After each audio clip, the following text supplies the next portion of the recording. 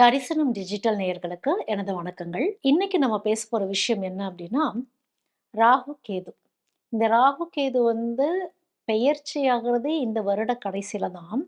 இந்த ராகு, கேதுவோடைய நட்சத்திர பெயர்ச்சின்னு ஒண்ணு இருக்கு. ஜென்ரலாவே இந்த ராகு, கேது எப்படி நகருவாங்க அப்படின்னா, ரிவர்ஸ் ரெட்ரோகேட் அப்படின்னு நம்ம சொல்றோம். வக்ரம். வக்ரகதியில தான் இந்த ராகு, கேது எப்பவுமே பெயர்ச்சி அடைவாங்க. அவங்க மூவ்மெண்ட்டுமே ரிவர்ஸ்ல தான் போகும் அப்படின்னு சொல்லப்படுது. இப்ப ஜென்ரலா நம்ம ஜாதகமே அப்படின்னு நம்ம எடுத்துக்கிறோம் அப்படின்னா, உங்களுக்கு புதன் வக்ரமா இருக்கு, சனி வக்ரமா இருக்கு, குரு வக்ரமா இருக்கு அப்படின்னு சொல்ற விஷயம் என்னன்னா, முன்னோக்கி போகக்கூடிய அந்த பிளானட் கொஞ்சம் ரிவர்ஸ்ல போயிருச்சு அப்படிங்கிற ஒரு விஷயம் தான். என்னன்னா, அவங்க ரிவர்ஸ்ல போகல. இவங்கள கடந்து போயிட்டுருக்கும் பொழுது, மத்த விஷயங்கள் இப்போ ஒரு பஸ் நிக்குது, ஒரு ட்ரெயின் நம்மள கடந்து போகும்பொழுது, நம்ம ஏதோ பின்னோக்கி போற மாரி தெரியும். ஆனா, நம்ம அங்கேயே தானே நிக்கிறோம். அந்த மாரியான விஷயம் தான் இது.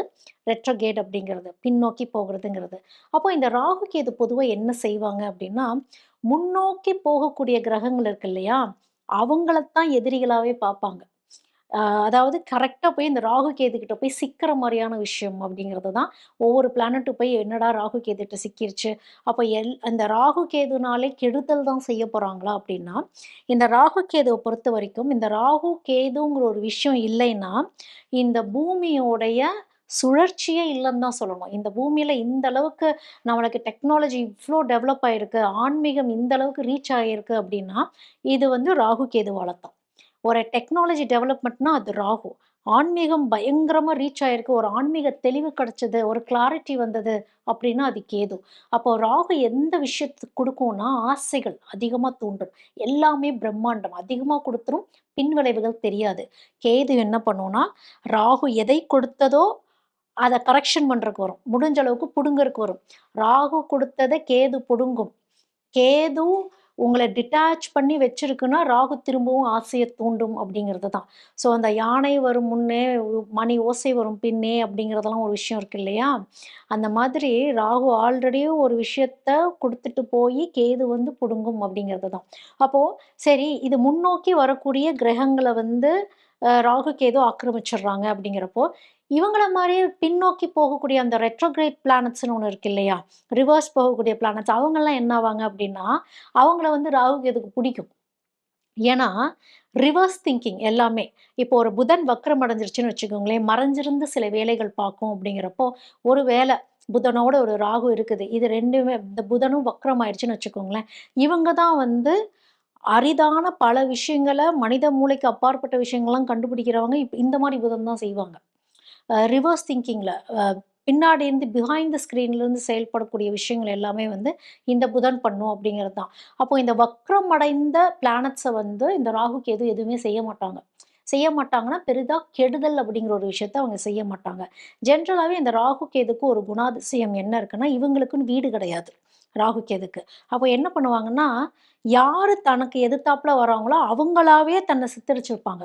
மிகைப்படுத்திக்கிறது அப்படிங்கிறது. இப்ப சூரியன், சந்திரன மட்டும் கிரகணம் மாரி புடிச்சிரும். ராகு, கேது.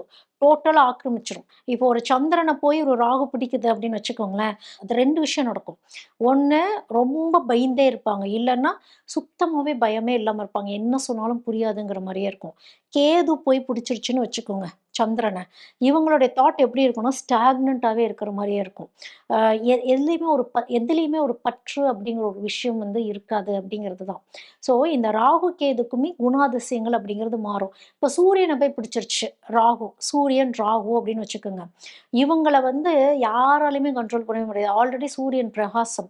இந்த ராகு போய் விழுங்க பாக்குது அப்படிங்கிறப்போ, அதாவது விழுங்க பாக்குறதுங்கிறது என்னன்னா, அந்த சூரியனோட வெளிச்சத்த கொஞ்சம் மறைக்க பாக்குது. இல்லன்னா சூரியன உள்வாங்க பாக்குது அப்படிங்கிறது.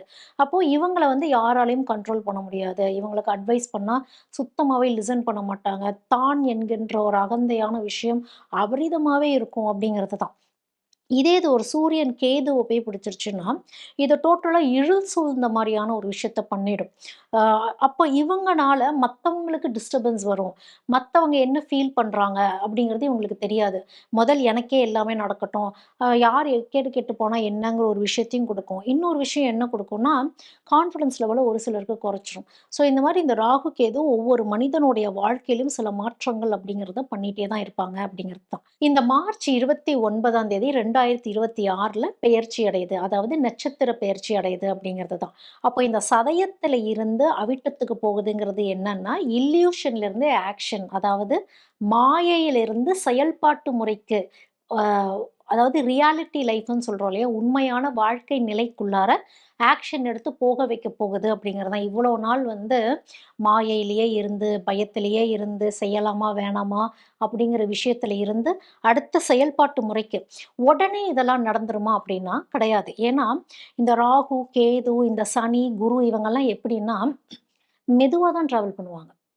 ஃபாஸ்ட் டிராவல்ங்கிறது இருக்காது. அதனால தான் வந்து ஒரு ராகு, கேது பெயர்ச்சியே ஒரு ராசியிலிருந்து இன்னொரு ராசிக்கு பெயர்ச்சி ஆகுறதுக்கே 18 மாதங்கள் புடிச்சிரும். அதனால தான் அவங்களுடைய அந்த மூவ்மெண்ட்லாம் கொஞ்சம் ஸ்லோவாவே இருக்கும். அப்போ மெதுவா இந்த மாற்றம் எப்படி வருது? ஒரு மாயையில இருந்து ஒரு ஆக்ஷன், ஒரு இல்யூஷன்ல இருந்து ஒரு ஆக்ஷனுக்கு இது போகுது அப்படின்னா, நீங்க வாழ்க்கையில ஒரு படி, ஒரு பேபி ஸ்டெப்பாவது எடுத்து வைக்க போறீங்க அப்படிங்கிறது தான். அப்போ இந்த 12 ராசிகளுக்கும் இந்த பெயர்ச்சி எப்படி இருக்க போகுது? அதாவது இந்த நட்சத்திர பெயர்ச்சி மார்ச் 29ல இருந்து ராகு, கேதுவுடைய நட்சத்திர பயிற்சி ஒவ்வொரு ராசியினருக்கும் ஒவ்வொரு வகையான மாற்றங்களை வாழ்க்கையில ஒரு லைஃப் சேஞ்சிங் மூமெண்ட்டாவே அமையும். ஏன்னா, ராகு, கேதுங்கிறது என்ன? எங்க போனாலும் தன்னையே வந்து பிரதிபலிக்கும். இது நான் தான் அப்படிங்கிற மாரி பிரதிபலிக்கும். இப்போ இந்த ராகு செவ்வாய் கிட்ட போயிருச்சு. செவ்வாய் ஆல்ரெடி ஆக்ஷன்ல ஈடுபடக்கூடியவர் தான். அப்போ இந்த ஆக்ஷன் ராகுவோட சேரும் பொழுது என்ன ஆகும்? அபரிதமான ஒரு ஆக்ஷனா இருக்கும். இது வந்து இளங்கன்று பயமறியாதுங்கிற மாரியான ஒரு ஆக்ஷன் ப்ராசஸ்க்குள்ள போகிற மாரி தான். சரி இந்த கேது என்ன பண்ண போது? மகம் நட்சத்திரத்துக்குள்ள போயிடுதே! அப்படிங்கிறப்போ, இந்த சுக்கிரன்கிறது என்னது? எல்லாமே ஒரு ஈர்ப்பு, ஆசை, டிசையர்ஸ்ல இருந்து இந்த கேது ஒரு டிட்டாச்மெண்ட்ட சொல்லக்கூடியது. ஆன்மீகத்தை சொல்லக்கூடியது. அப்போ இங்க என்ன நடக்குது? செவ்வாய் கிட்ட போய் ஆக்ஷன் நடக்குது. மாயையிலிருந்து வந்துருச்சு. இங்க கேது என்ன பண்ணுது? இங்க கேது கிட்ட வந்தோனே என்ன ஆகுது? ரியாலிட்டி அக்செப்டன்ஸ்குள்ள வருது. சரண்டரிங்க்குள்ள வருது. அப்ப இதத்தான் நம்ம இப்படி பேலன்ஸ் பண்ணி பார்க்கணும். இந்த ராகு, கேது என்ன செய்யுது? அப்படிங்கிறது. இப்ப கும்பம் அப்படின்னு பார்க்கும்பொழுது, உங்க வீட்ல தான் இத்தன விஷயங்களும் இப்ப நடந்துகிட்டு இருக்குது. ஆல்ரெடி ராகு வந்து சதயத்திலிருந்து இங்க உங்க வீட்ல இருக்கக்கூடிய அவிட்டத்துக்கு தான் போறாரு அப்படிங்கும் பொழுது, ஆல்ரெடி டெக்னாலஜி வைஸ் நெறைய டெவலப்மெண்ட்ஸ் பார்த்திருந்திருப்பீங்க. என்னன்னா, இந்த மூவ்மெண்ட் கொஞ்சம் ஸ்லோ ப்ரோக்ரஸா தான் போகும். ஏன்னா, கேது அந்த மாரி உங்களுக்கு பண்ணிட்டுருக்கும். கேது வந்து ஆசைகள குடுத்திருந்திருக்கும். ஆனா, ஃபாஸ்ட் ஒரு மூவ்மெண்ட்ட குடுத்திருந்திருக்காது. ராகு வந்து ஆ ஒரு இது வந்து எப்படின்னா, ராகு ஃபாஸ்ட்டா வந்து கேது ஒரு ஸ்பீட் பிரேக் போடுற மாரி தான். இந்த ரிவர்ஸா நடக்கக்கூடிய ஒரு விஷயங்கள்னு ஒண்ணு இருக்கு. ஏன்னா, இவங்க தான் ரெட்ரோகேட் தானே இவங்க. ஸோ எல்லாமே நீங்க லைஃப்ல ஒரு விஷயம் செட் பண்ணி வச்சிருப்பீங்கன்னா, திடீர்னு திருப்பி ஃபர்ஸ்ட்லேருந்து போற மாரி எல்லா கோட்டையும் முதல்ல இருந்து போடுங்கிற மாரியே பெரும்பாலான கும்பத்துக்கு இருந்திருக்கும். கும்பத்துக்கு எப்பவுமே சொல்லக்கூடிய விஷயம் என்னன்னா, நீங்க 4 பேத்துக்கு சேவை பண்ணுனா தான் லைஃப் நல்லாருக்கும். அப்படி பார்க்கும் பொழுது, அவிட்ட நட்சத்திரத்துக்கு போகுது இல்லையா? அவிட்ட நட்சத்திரத்துக்கு பெயர்ச்சினாலே என்னது? அவிட்டம்னாலே என்னது? அவிட்டம் 4 பேத்துக்கு நல்லது செய்யணுங்கிறது அவிட்டத்தோடைய விதி. முக்கியமா கும்ப ராசியில இருக்க அவிட்ட நட்சத்திரத்தோட விதியே, நீங்க 4 பேத்துக்கு நல்லது செஞ்சு தான் ஆகணும். புலம்பிறவே கூடாது. இது வந்து உங்களுடைய கடமை. இதுதான் ரகசியமே. நான் வந்து இவங்களுக்கு சமைச்சு போடணுமா? என்னால அவன் நல்லா ஆனான். என்னால இவன் நல்லா ஆனான். என் ஐடியாவ அவன் வாங்கிட்டு போய் டெவலப் ஆயிட்டான். அதுதான் உங்க விதி. அது புலம்பாம நீங்க குடுக்க, குடுக்க அது உங்களுக்கு புண்ணியமாவே சேர்ந்து, இந்த மார்ச்சுக்கு அப்புறம் ஒரு கிராஜுவலான ஒரு குரோத் அப்படிங்கிற ஒரு விஷயத்த வந்து நீங்க பார்க்க ஆரம்பிப்பீங்க. இன்னும் சொல்லப்போனா, இந்த ராகு ஆல்ரெடி உங்களுக்கு நெட்வொர்க்லாம் கிரியேட் பண்ணி குடுத்துருச்சு. டெக்னாலஜி வைஸ் உங்களுக்கு ஒரு குரோத் எல்லாம் குடுத்துருக்கும். இத கரெக்ட்டா செயல்பாட்டு முறைகள்ல நீங்க கொண்டு வரணும். மெஷின்ஸ்லாம் ஹேண்டில் பண்ணணும். ஏதாவது டெக்னிக்கலா ஏதாவது ஒரு விஷயங்கள் நீங்க கரெக்ட்டா ஹேண்டில் பண்றீங்க அப்படின்னா, அத 4 பேத்துக்கு சொல்லிக் குடுக்குறீங்க அப்படின்னா, உங்களுக்கு அதுதான் சக்சஸ் குடுக்கும். ஸோ இந்த சக்சஸ் பாதை அப்படிங்கிறது வந்து 4 பேரு டெவலப் ஆகுறத பார்த்து நீங்க சந்தோஷப்பட்டா தான் அடுத்த குரோத் அப்படிங்கிறது.